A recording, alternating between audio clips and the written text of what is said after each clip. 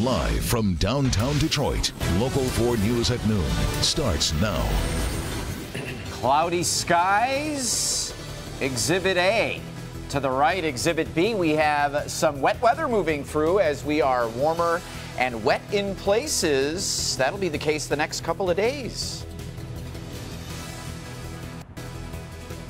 And I'm Nick Monticelli, live in Southfield, where a man was hit and killed on telegraph by an ambulance. But there are some details about this that makes most believe what happened is a suicide.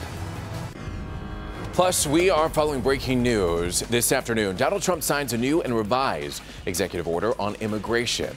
That story does top our news at noon. Thank you for joining us. I'm Evrod Kasumi. Secretary of State Rex Tillerson and embattled Attorney General Jeff Sessions, who is embroiled in controversy over alleged communication with Russia during the 2016 election, are announcing the new rules. Take a listen. The executive order signed by the president earlier today, protecting the nation from foreign terrorist entry into the United States, is a vital measure for strengthening our national security. Please understand, this order is part of our ongoing efforts to eliminate vulnerabilities that radical Islamist terrorists can and will exploit for destructive ends. Today's announcement is the first event of many for what is to be a very busy week in Washington. Blaine Alexander reports from Washington, D.C. Today, more fallout after President Trump ignited a weekend Twitter storm, claiming, without offering any evidence, that former President Barack Obama tapped the phones at Trump Tower during the 2016 campaign. The former president, through a spokesman, dismissed the claims as, quote, simply false. A spokesperson for President Trump today defended the tweets as valid. The president firmly believes that the Obama administration may have tapped into the phones at Trump Tower, and that this is something that we should look into. A senior U.S. official confirmed to NBC News FBI Director James Comey asked the Justice Department Sunday to publicly knock down the president's claim, saying it is false, and it would assert the FBI has broken the law. The President of the United States put his own reputation, the reputation of his predecessor, and the reputation of his nation at risk to get at least a draw out of the next 24-hour news. All of this comes at the beginning of a busy week in Washington. The White House will announce a revised travel ban taking the place of the one halted by a federal court. Though signed today, the new executive order will not go into effect until March 16th. The new ban does not include Iraq, as did the previous version, and officials say it will not revoke any existing visas. Also this week, Republicans are expected to introduce their replacement health care bill that would take the place of Obamacare. Blaine Alexander, NBC News, Washington. Also breaking at this hour, the Supreme Court has sent a case regarding the bathroom rights of transgender students back to a lower court. Supreme Court justices were scheduled to hear a case later this month involving 17-year-old Gavin Grimm. Grimm is fighting with a school board in Virginia whether schools should let transgender students use bathrooms corresponding to the gender that they identify with. Now, the U.S. Court of Appeals is expected to hear the case and decide whether Title IX's protections extend to gender identity. We're also following breaking news out of Livonia. That's where a car hauler fire has slowed down traffic right there on eastbound I-96. This fire started about an hour ago at 11 a.m. at I-96 in Schoolcraft, and that fire has since been put out and traffic getting by there in the far left lane. There's no word on any injuries. Now to a developing story that we're following for you since this morning, all morning long in fact. A 41-year-old man hit and killed on Telegraph Road by a Southfield ambulance. Unfortunately, investigators think that this could be suicide. Let's get out to Local 4's Nick Monticelli. He's been there all morning long since it happened. And Nick, what is making them think that this man could have intentionally taken his own life? So, Everett, good afternoon. What happened was the ambulance from the city of Southfield was traveling south on Telegraph, and witnesses say the man who was hit and killed was waiting right here in this grassy area. As that ambulance was approaching, that's when he got up and ran into the southbound lanes. Now, normally we don't make a habit of reporting suicides, but this one is very unique, very confusing, and had a lot of you concerned, especially because an ambulance was involved. The incident shut down Telegraph for nearly 5 hours this morning, but most importantly, one has passed away, and it's sure to take an emotional toll on the two firefighters inside of this ambulance. But this began almost an hour before the ambulance was even on Telegraph. Southfield investigators say around 4 a.m. this 41-year-old man was hit by a car in the same area. A worker from this motel helped the man back to his room, and it was not reported to police. Then at 4:50 a.m., the rig was taking a patient to Beaumont Hospital in Farmington Hills. It was not an emergency, so the lights and sirens were not on. But according to police, the 41-year-old was seen on the grass on the west side of Telegraph, and as the ambulance got closer, he ran out in front of it. The driver hit the brakes and swerved, but as you can see here, a man hit the windshield and died on Telegraph. The southbound lanes of Telegraph were shut down all morning, and drivers were forced to use a turnaround, causing severe backups during rush hour. Telegraph opened moments after the ambulance was taken away by a tow truck. And because this really is not a normal situation, there's not a whole lot of good ideas on what's supposed to happen next with the firefighters. They are having conversations with their chiefs and battalion chiefs inside the department. They could take some time off. They could go on some mental break, but it doesn't sound like they'll be forced to take any time off because, again, this was an accident. We are live here in Southfield. Nick Monticelli, Local 4. Alrighty, Nick, thank you for bringing us up to speed there. When I get to a story that we're following that's developing here in downtown Detroit, that's where several passengers on a DDOT bus were hurt when that bus collided with a truck. The collision happened right at Cass Avenue and Elizabeth Street. The intersection, as you can see, was briefly shut down to get those passengers with minor injuries off of the bus. Police are investigating to find out what led up to this collision. And we now have an update from Madison Heights. That's where a 26-year-old woman was hit and killed in a hit and run. On Sunday, Nadia Kassab was hit twice while crossing Concord Drive near 14 Mile. Today, police say that they determined Kassab was not using the crosswalk and that the second car that hit her was black. At this time, no one has been arrested, but if you know anything about this incident, please give Madison Heights Police a call. The search is on now for whoever stole a car from a driveway on Detroit's west side. It was around 7 this morning on Blackstone Street that police responded to calls of shots fired. When they got there, they found a Ford Edge had been stolen from a driveway and that someone had fired shots at the driver. The owner of the car said the gunshots woke him up, but he was just happy that no one was hurt. I really wasn't worried about the car. I was more concerned about if anybody had got hurt. And police are still looking for both the car thief and the shooter. There is an investigation that is underway. In Highland Township now, an auto parts store caught fire, nearly destroying the whole building. The fire started around 6 this morning at the Napa Auto Parts store on North Milford Road. Firefighters battled that blaze for over 2 hours, finally putting it out a little bit later in the morning. All roads, thankfully, are back open in that area. Well, we do have some unfortunate news for the people of Flint this afternoon, as it could take another 2 years before their water is finally back to normal. Mayor Karen Weaver says that the city will not be able to treat its drinking water until at least August of 2019. In a letter to the EPA, the mayor said that's how long it would take to build a new water treatment plant. And in the meantime, Weaver says that residents should continue using filters and avoid using tap water for cleaning and drinking. Now, we do want to let you know that we hope you'll join us. Join us this week for our 1-hour special from Flint. It's called Failure in Flint. The Crisis Continues. And it explores the challenges that the community still faces, and as well as giving you the latest on the investigation and who is to blame for all this. So you'll definitely want to join us. Join Devin Skillian and Kimberly Gill in Flint Wednesday at 8 p.m. right here on Local 4. Well, it's kind of been a wet and warm day so far today. And I know you're going to start talking about what's right now, but all I'm thinking about is your birthday when you're predicting snow. How dare you? Saturday, big day, could be measurable snow in the area. We're just throwing that out there. Still plenty of days to change that. The models, even from early this morning, have scaled down snow totals, but something we're watching. So on a Monday, let us enjoy some very mild temperatures. Double Nichols, 55. The south wind right now just keeps pumping in that warm air. It's out of the south at about 15.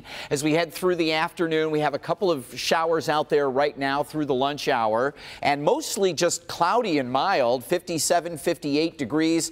Maybe get into some 60s if we can stay dry and calm for a little while. Here's a look at some of the rain showers right now along I-94, right through downtown Detroit, out into the Washtenaw County, Ann Arbor area, and it's drifting across a good chunk of Metro Detroit. It's fairly light shower activity. Big area of low pressure out here. This is a strong storm center that is coming our way. Ahead of it, we have this warm front that has already pushed through, and the heavier rains down along the Ohio River. You see that there. We're sort of on the northern edge of this, so we'll keep getting a couple of showers pushing through as we head through at times this afternoon and evening. But heavier rain, thunderstorms possible as we head through the overnight. And Evrod, I'll tackle that coming up. All righty, Brandon, we'll check back in with you in just a little bit. Still to come, a big move for GM. We'll tell you why General Motors is leaving Europe. Plus, the United States Marine Corps has launched an investigation into what might become a major scandal. We'll tell you why pictures posted online prompted the probe. And of course, we are continuing to follow breaking news this afternoon out of Washington, where President Trump has just signed a revised version of his travel ban executive order. That new travel ban temporarily halts the entry to the U.S. for people from 6 majority Muslim nations. Iraq has been removed from that list. Along with the new list, the revised order specifies the 90-day ban does not apply to people who already have valid visas. We're back in a minute. Our client. Welcome back, everyone. We are following breaking news from Southern Africa. That's where a stampede at a food distribution center has left 8 people dead. Zambian police say that more than 30,000 people appeared at a center where a church group was distributing food parcels, and the crowd rushed the facility, and sadly 8 people died and at least 28 others were injured in that crush. Now, the World Bank reports more than 60% of the people in Zambia live there in poverty. And even more news this afternoon, a lingering drought pushing the East African nation of Somalia closer to a famine. Somalia's prime minister says more than 100 people have died from hunger in the past 48 hours. News sources in Somalia also say dozens of people have died from cholera, which can actually be linked to unclean drinking water. You're looking at scenes of Somalians at medical clinics just last week. Humanitarian groups say nearly half of Somalia's population needs emergency help. The United States Marine Corps has launched an investigation now into what might become a major scandal. Photographs of naked female Marines were posted on a private Facebook page, which has more than 30,000 followers. The women were identified by name and rank. Existence of the photos was then brought to light by a nonprofit news website run by a former Marine who, as you can imagine, was outraged by what he saw. Seeing a woman that I knew, a woman that I'm friends with, inside of that Google Drive was really what sent it home for me. Now, the photos are gone now from the Facebook page. The NCIS, or Naval Criminal Investigative Service, is now looking into the matter. Let's talk about General Motors. It's getting out of the car-making business in Europe. The announcement was made this morning right here in Detroit and in Paris. GM is selling its Opel and Vauxhall brands to European automaker PSA Group for $2.2 billion. GM has lost money on its European operations for many years. GM and PSA will continue to collaborate on products. General Motors stock is down about 2% in today's trading. All right, still to come here at noon, a Help Me Hank recall alert that might impact your lunch. Stay here to find out what Meijer is recalling and why you should put it down immediately. Brandon? All 4 zones in the 50s on a Monday. These winds are helping that and will continue with the mild temperatures overnight. Some rumbles of thunder rolling in. What you need to know for the kids and the pets. Next. Are you an injured? All right, welcome back, everybody. We have a Help Me Hank recall alert for you this afternoon as Meijer recalling Munster cheese and pre-wrapped subs. This recall involves Meijer brand artisan-made natural Munster cheese and pre-wrapped ham subs on artisan white baguettes. Now, the company says that they're issuing the recall because of a possible risk of listeria, which can cause serious infections in children. Although there have been no reports of any illnesses, Meijer is issuing this recall just as a precaution. If you have purchased one of these subs, you can contact Meijer and go to a Meijer store for a full refund. Brandon? Well, good Monday afternoon, everybody. Temperature-wise, we're doing all right. Sky conditions, well, I wish they were better for a Monday. Case of the Mondays. Couple of cooler spots like Grosse Ile at 44. The south winds coming up off of Lake Erie, keeping a few isolated locations just a little bit cooler. 55, though, from Metro Airport on up to Pontiac. It's 56 in Howell, 57 in Lapeer, and 58 degrees in Monroe right now. Winds are, again, whipping out of the south, anywhere between 8 and 18 miles an hour. Area like Adrian down in Lenawee County seeing 20+ mile-an-hour winds. These are constantly blowing, not gusts, but occasionally we get a gust. Winds will be a big story for us as we head into Wednesday, but on the breezy side today and tomorrow. 58 degrees, sort of an average there. We get a few hours of dry conditions this afternoon, maybe a couple of 60-degree readings. Some scattered showers, though, and those southwest winds 10 to 20 at times. This evening, staying in the 50s. A few spotty showers still out there, and as we head through the overnight hours, watching a stronger round of rain and thunder. Nothing severe is expected here, but by about 4 a.m. and beyond, rumbles of thunder that could wake the kids climbing into your bed and freak the pets out. So just want you to know that that is coming early tomorrow morning and through the overnight hours. So likely will be a slow Tuesday morning commute. Here's a look right now of the satellite and radar, and we see some showers cruising into the area. Nothing real heavy, but an occasional little return here across western Washtenaw County. That's a decent little soaker, moving very fast, and the heavier stuff is down south. We're on the warm side of things. As this storm comes our way again through the overnight, it's drifting to the north, which means we stay on the warm side of things, hence the rain and thunder instead of snow or anything icy. So after we get through the morning hours tomorrow, we should be okay temperature-wise through the day. Here we go through the evening hours, keeping a couple of these showers still around. Very widespread and nothing real heavy, but here's 4 a.m. into our west zone. Rain and thunder showers racing through. Might have a couple of stragglers through the lunch hour tomorrow, and then starting to dry out later in the afternoon. And temperatures again in the 50s tomorrow. Will cool on Wednesday. 30s to low 40s, and likely going to get a wind advisory Wednesday. Cooler air pumps in here late Thursday, and early to say, but at least one model, Evrod, has about 2 to 5 inches of snow here on Saturday. All righty, well, I guess we have to take it. Brandon, thank you. So to come here at noon, a rescue that you just can't miss. We'll show you how officials rescued a lion in India. That's when we come back. Replay.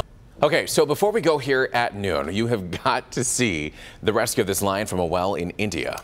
Park officials say that the female lion fell into the well while it was hunting wild boars. Hours later, they finally figured out how to get her out. Yeah, so while it wasn't easy, they eventually wrapped a rope around the lion and pulled her out of that well before ultimately running for their dear lives. Yes. Like, what would you do? Well, it just begs the joke of how do you get a lion out of the well? Very carefully.